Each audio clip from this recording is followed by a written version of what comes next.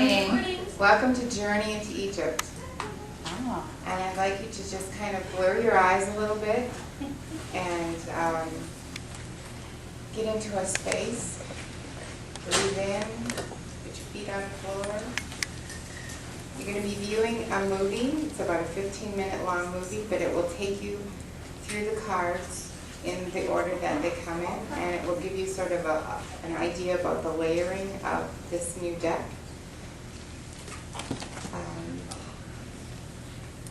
This new deck started at a BATS, and now it's going to premiere in the BATS. And the way that it started at the BATS was there was a woman named Norma, and I don't know if Norma's here this weekend, but she was very helpful in starting this path for me. She came up to me after the big talk at the end of BATS on Sunday, and she said, "You have something to tell me and I have something to tell you, but I don't know what it is." And I looked at her and I said, "Well, let's figure that out." I said, "What are you working on?" She said, "I'm working on a labyrinth, and I need to know about full moons and cross-quarter days." And I went, "Oh, yeah, you need to talk to me because I have this other deck," and I showed her my diagram for the Mahat with the full moon cycles and the cross-quarter days, and I said, "There, this is what you need to know." And she goes, "You need to read the book, Egypt Code by Robert Bobble." And I was like, okay, and in my head I'm thinking, wow, if I ever get to a bookstore and if I ever have money. And then we were supposed to go to Berkeley with Farrell and see, we were supposed to see San Francisco with Farrell, and she left with Ruth Ann and Walt, and they were going to go see Berkeley. And so that because I was talking to Norma for so long, we missed our ride with Farrell. So this happened this way for a reason, and Tracy Hoover was with us, and she said, "Julie, your cards are at Field's bookstore. Let's go. I want to go show you." So 20 minutes later, Peter and Tracy Hoover, who wrote Ancestral Path book, and I are walking into Field's bookstore, and in front of me is the Egypt Code by Robert Bobble. And I have $30 in my pocket, which I never have, and I bought the book. And that night I opened it up and went, wow, it's really complicated, and I closed it. And a couple months later I started reading it, and I had a bunch of questions, and I wanted to ask Robert questions, and I found out he was on Facebook. He had a fan page, so I wrote to him, and I asked him my questions, and he wrote back. And I was, wow, he wrote back. So I put my name on his fan page, and then he friended me. So I got to see when he was going to Egypt, and there was a tour, or a 10-person tour that was going to go to the Western Desert, and you could take 10 visitor guests. And I thought, wow, could I do this? And I thought, why not? I don't have a job. I could do this, and I don't have time constraints, so I thought, yeah, I'm going to at least ask him how much it is. So I wrote and I asked him how much it was, and he never really told me how much it was, but he invited me to go. And then I found out how much it was, and I was kind of scrambled for the money, whatever. But the long story short is I ended up in Egypt with Robert Bobble, and he was visiting the Western Desert to visit stone circles with alignments to Sirius and the summer solstice, 8,000 years old, 8,000 BC, from 8,000 BC. And his premise was that there was a black culture that came from Africa to the Nile. And then our trip kind of changed from just a Western Desert trip to a Nile tour. So I ended up getting to go on a Nile tour as well, again, and I had gone in 2007, and this was like a bonus.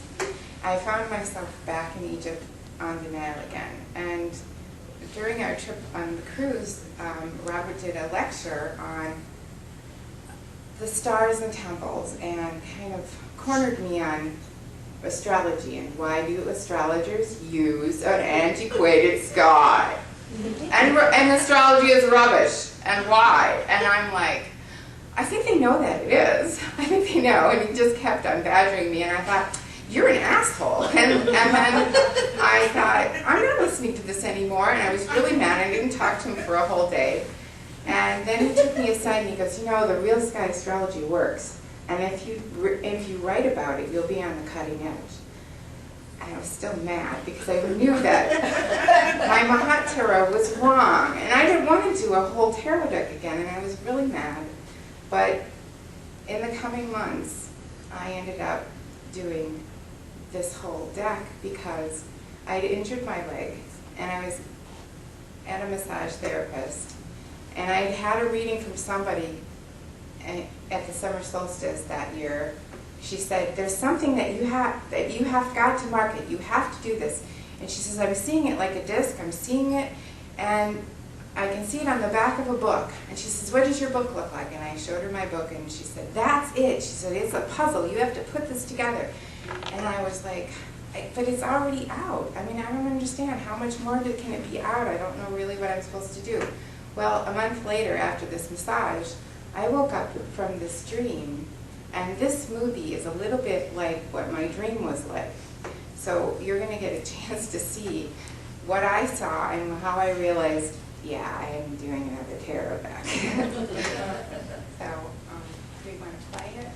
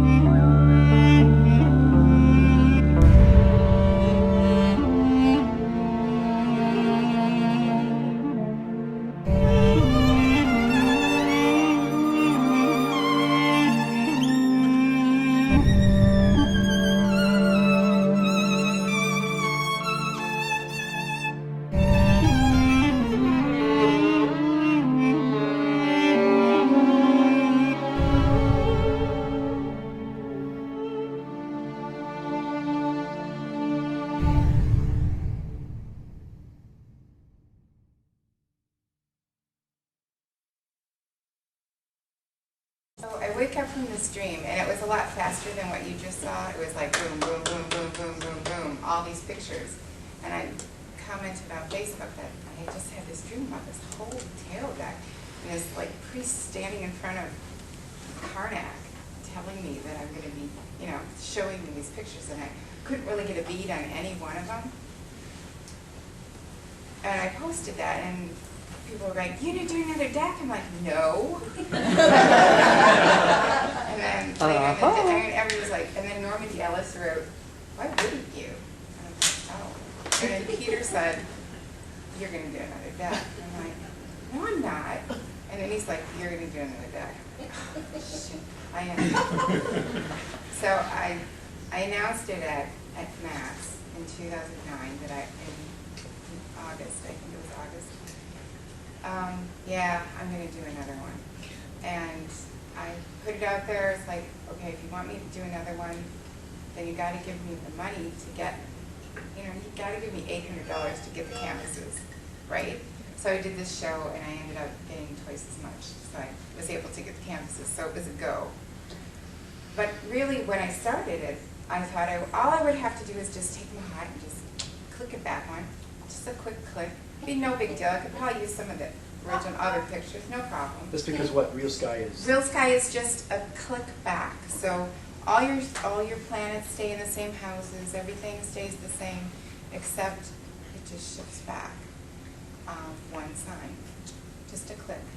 And many people go, oh, no, I couldn't be that. I couldn't be that. But then what I did is I looked at the Ptolemy era sealing that was based on ancient scrolls that had been handwritten over and over again and passed down for thousands of years, not just the Ptolemy era.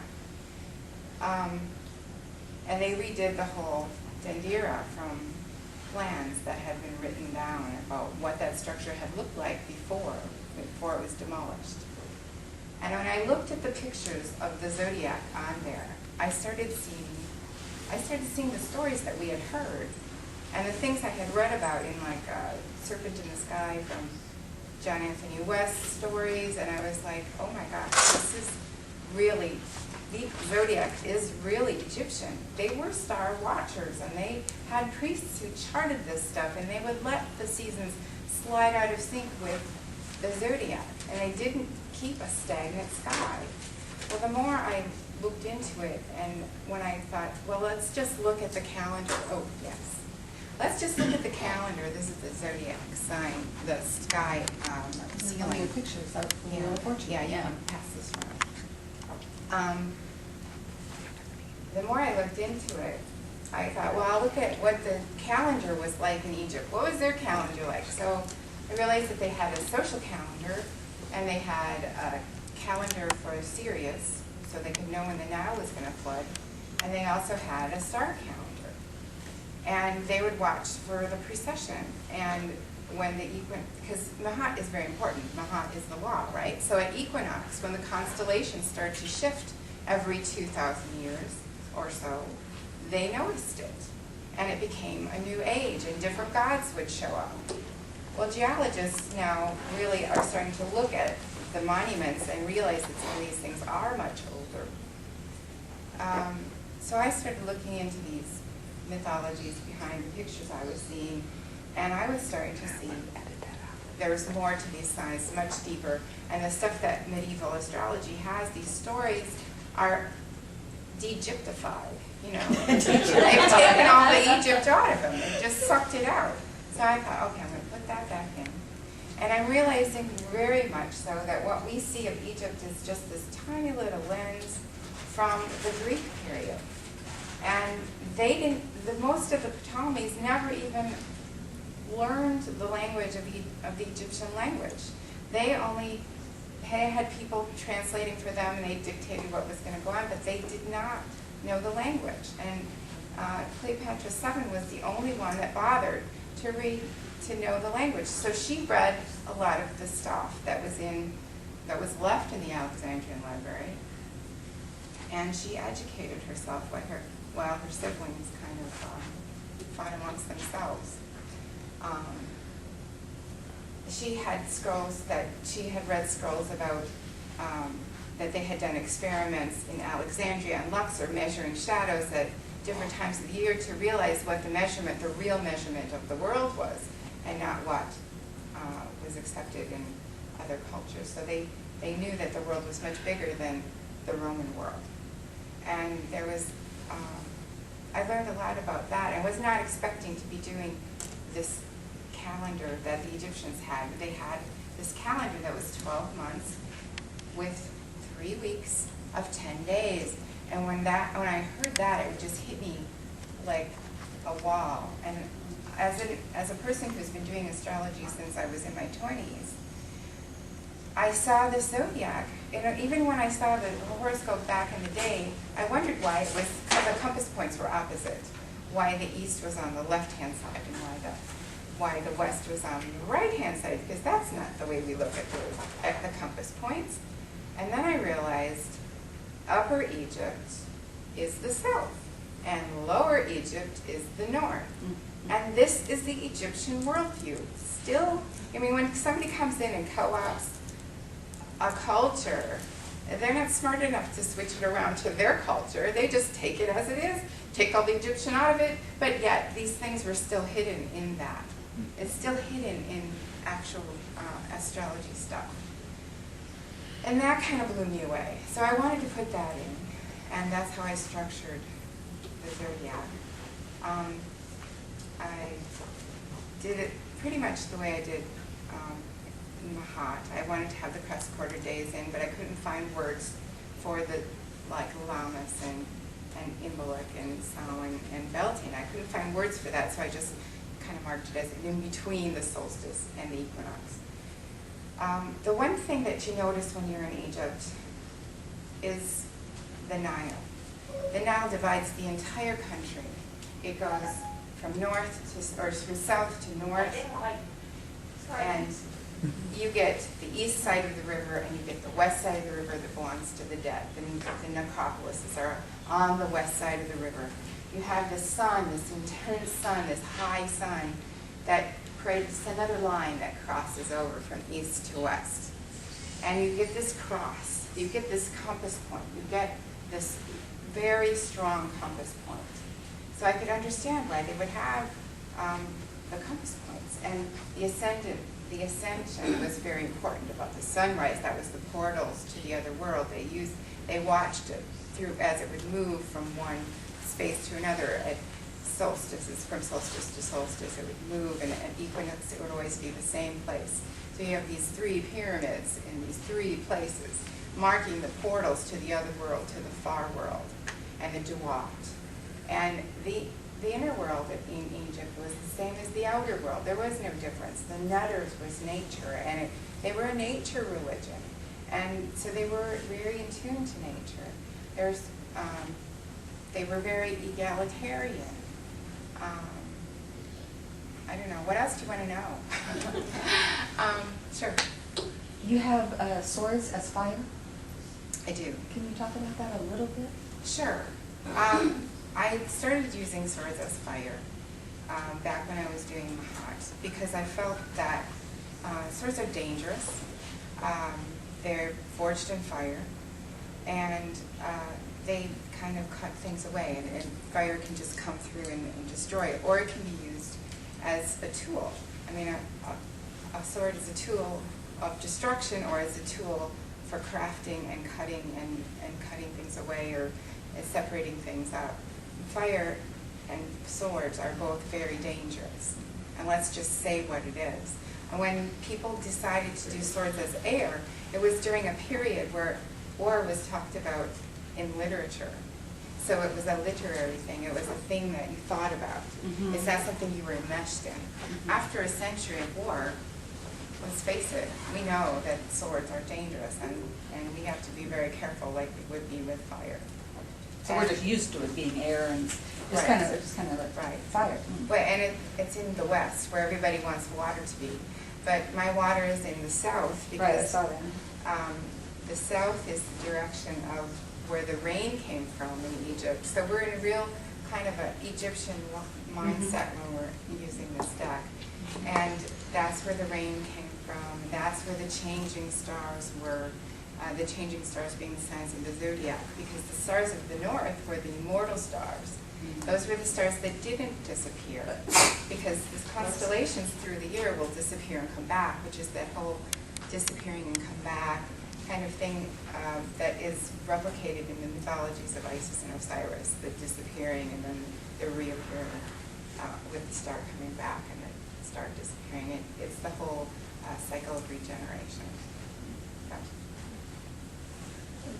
So you read, I don't know if you read for yourself using your deck, hopefully you do.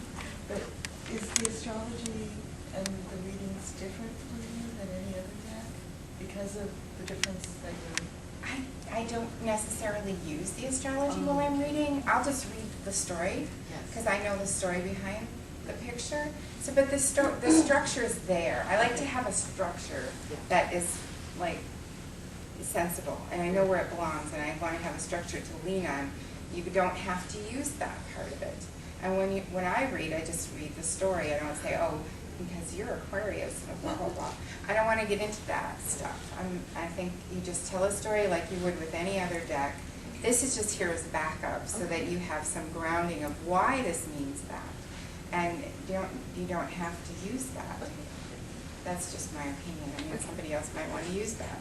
I just want to add about the astrology on the deck, because I work tons and tons with Julie's Ma'at deck. I use the astrology on it for timing questions, and it's been dead on, amazingly. So if you get timing questions, which as readers we all find very difficult, the deck, her Ma'at deck will work, and I'm guessing the Egyptian one will too. Did the 10-day weeks, did the days have names? Like we have Monday, Tuesday, Wednesday? I don't know. I didn't quite go into that. I just thought how remarkable that there's 10 days in a week, and It's then like there's the 10 decans, decans. right? Yeah. Right, and I thought that's very astrological. Yeah. That was a real kind of smack in the face for me. Talk about the different, like, the one suit was the Trials of Isis, what the Right. portrait suits are. I separated the majors into seasonal cards, like cross-quarter days, and I used the Trials of Isis as cross-quarter days. And then sort of a metaphor for the season, and then when you get into the other signs, that's more like the sky. So it's like the earth and then the sky. So you have the earth and sky together, like in the world card you have Nut and Geb together. It's like one thing. It's male and female, not just one. It's not just one or the other. It's both. It's all of it. So then for example, I mean, this is very mind-boggling and beautiful images. The suit of cups is assigned to Sagittarius through Aquarius. Right, because I'm using moon cycles. Because you're using the moon cycle. Right. Which makes a lot of sense in the concept of Aquarius as part of a water sign and not an air sign. Is that also part of the... Right, I don't even know if we should be assigning these signs elements. I feel like they should just be, and they're a symbol of a story. And when you get to the star and Aquarius, it's about timing and synchronicity. And when we talk about the Aquarian age, and everybody's kind of promoting it as the war for water, but no, it's about timing. It's about, because when you were in Egypt and that star would come, it would get to the point at summer solstice when everything was dead and you thought that everything was going to die, and then at just the perfect time, the star would show up and the Nile would flood and everything would come back to life. And it was the renewal. And so the Aquarian age is not about the war over water. The Aquarian age is about perfect timing. It's like we've come to a place where we don't have to stockpile. There will be somebody there to give you what you need. You know, you might feel like you have nothing, but it will be somebody there who you're connected to, because we're all connected to everybody and everything, and there's somebody there who will give you what you need at the time that you need it. It's about perfect timing. It's about synchronicity. It's about being a part of the whole and realizing that there's a synchronicity in a Mahat, a balance in the universe, that there is purpose in the universe. It's a big dance. And this is not, we're not just random things that have happened. We're part of a bigger thing, a bigger organism that is living and maybe not even conscious of itself. The whole idea of being one and then dividing up into all these pieces and then realizing we're part of a bigger one, this is us waking up to the fact that we are all part of a bigger one. And it's really seeing it in action. So all this time we haven't been sharing our dreams because we don't want people to think we're crazy. We don't want. I had my neighbor came over to my house, And she said, Julie, I had a dream and you were showing me all these paintings. What's going on? This was a couple months after I had my dream about all those paintings. I'm like, oh my God, Laura, come in. Let's sit down. Tell me what you dreamed. She was like, I don't know. I couldn't even look at these paintings because you were shuffling through them so fast. I said, I had the same exact dream. I'm working on a tarot deck. She goes, I knew it. I knew there was something going on. It just drifted right down the street. And she's just a regular midwife, Midwestern housewife. Her son's into NASCAR. She takes the kids across the street.